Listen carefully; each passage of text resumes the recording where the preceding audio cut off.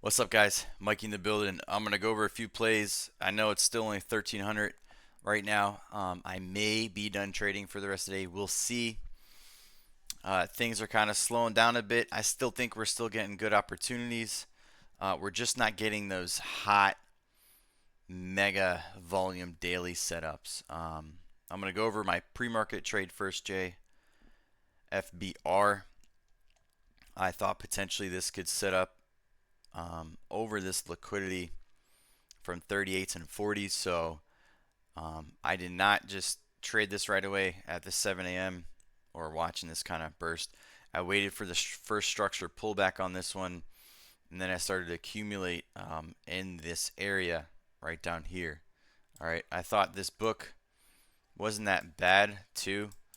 Um, Watching that particular area not stay heavy anymore. All right, so I started accumulating soak. Unfortunately, it did not break out above here and kind of got heavy right there on the book. Um, and then you can kind of see how the offers come down and kind of stack real heavy. So another thing that I've been going over with going over some study sessions again, it's really important to break out over this area. This is also some supply for me that I had mapped out. And then also 52 cents was another VWAP level from a previous run. So that needed to really break out in base, and we just didn't get that enough juice. However, a nice little 30% rotation from here from ads and soaking that. So that wasn't that bad. Sorry, 20 was that? Yeah, about 30%, 22 to 25. Nice little wallet pad, to see. Um, Very important once we started seeing this topping volume or one of the most highest volumes come in, that this kind of break out, and then it was quick for me to actually de-risk and scale out once I saw this, and then this right here kind of get real heavy. And just because they pull this off or retest this doesn't mean it's going to go. Does need to get really aggressive right there on the book. All right, ENSC. I'll be keeping tabs on this for the rest of the day. This was the better part of my day. This one definitely had some volume on there. Again, another daily setup. This actually had a few recent pretty big runs. If you actually we traded this back on 1022. So there's a lot of liquidity being trapped on this daily. This name just had a huge run, 738 mil on that one, right? And then we started to crank. What really got me interested on this trade right here was the fact that I was watching this pullback, this aggressive pullback right here. All right. What was really nice about that one was to watch how they started to control it. All right. To me, watching how they controlled that one was the read. So if we're watching right here, we're looking right after 10. I actually did it multiple times too, and I'll kind of go over that in a second. Once I started to pick up on right here that these offers, after I was watching this liquidity grab, they started pushing these offers down and removing them. That's where I started to soak and accumulate and kind of hold for a retracement. I really like these pullbacks to these areas. Right, to me, things should break down, and then bidder started to come back up right here, so that's great. The best part about me with soaking is that I get to see how things play out. I really didn't want to take that scalp right there for 5 cents on that one. This first rotation was a really nice return, 30%, and then also watching this rotate again. All right, this was a nice another trade off that I got on that one.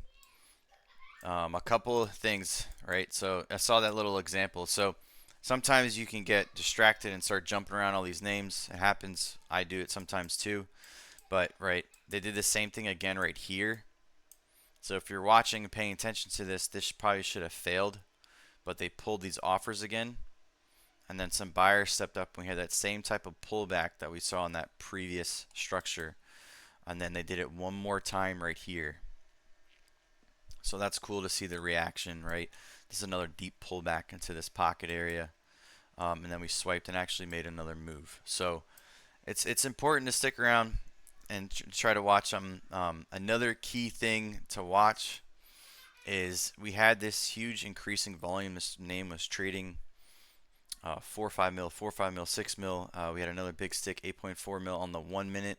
There was tons of volume cranking through this, so I wanted to see how this lower volume pullback was starting to hold and soak.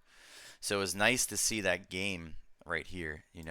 This is where that game actually happened, and we did not break down from this breakdown zone. All right, this to me would be a zone. I'd run it across, and then we kind of consolidated above that one. So that was great reads for me on that one right there. And then again, I'll take 25%, 30% returns.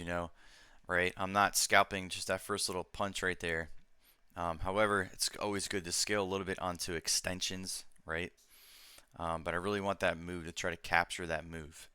I think it's important because recently when we had this pretty good hot cycle, that's when we were getting like 70%, 120% returns, names that went crazy, and to capitalize on that was phenomenal. Kind of don't have to trade for the rest of the year and kind of sit back, maybe even size down on some of these plays, right?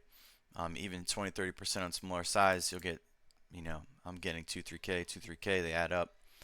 Then you end up having a good day, right? Low risk plays, low risk soak ads, and if they work out, a couple of base hits on those, they add up on the day, right? And then when it's time to punch the gas, it's time to punch the gas again on that one. So I thought this one was one to definitely try to punch the gas on because of that consistent volume, right? Super, super key. There's a couple of other plays. I missed VSTE, MAXN. You know, this bid follow up on this name right here was actually insane. All right.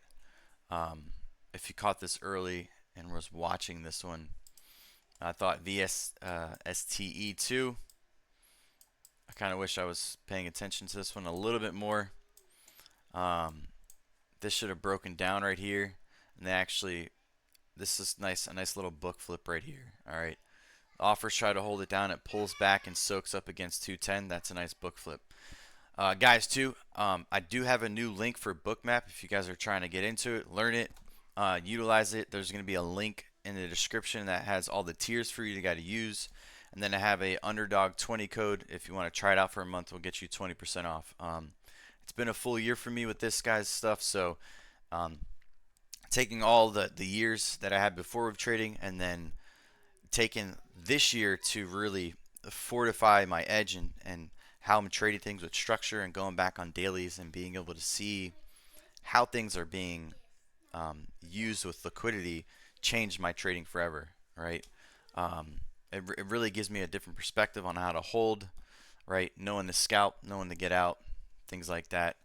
Before I end that too, a couple of things, right? I think I got my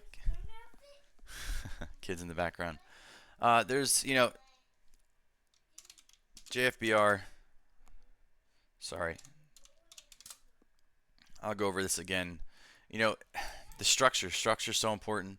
So if we're going to try to go long on anything, it's really important for us to break above these structures. Right now, we're getting a lot of names that are ripping pre-market, and then we're opening underneath structure, right? Structures when the pattern starts to break down. And then if we're going to start trying to pump that look left volume and not break out, just be super mindful, right? It is definitely happening across the board. STI today, this happened. Same thing, where we fill a gap. We're filling a big gap pre-market. So this is up about, was that my 50? So this is up about 80%, right? If you were able to play this a lot earlier, before 7 a.m. or caught this is a nice return. But the return's happening in pre-market for the longs. All right, I'm perma long. I barely short. Sometimes I do.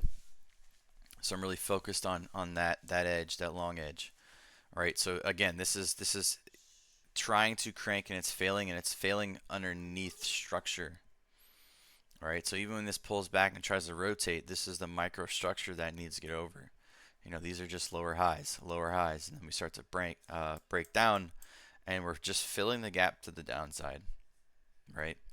That's key things. So we're seeing this type of movement, right? It's important to see when the shift is happening with that. But all right, guys, much love, peace out, Mikey.